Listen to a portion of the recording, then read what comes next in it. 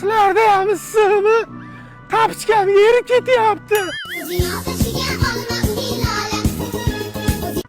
Testosteroni bilan qonuniy ajrashganlar.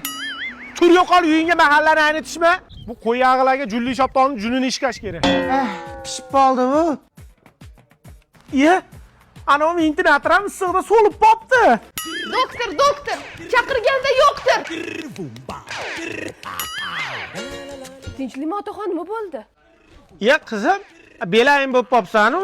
Otaxon, issiqda ozgina dam o'tib qopti. O'zingizga ozgina dam bering, ko'chaga chiqmang.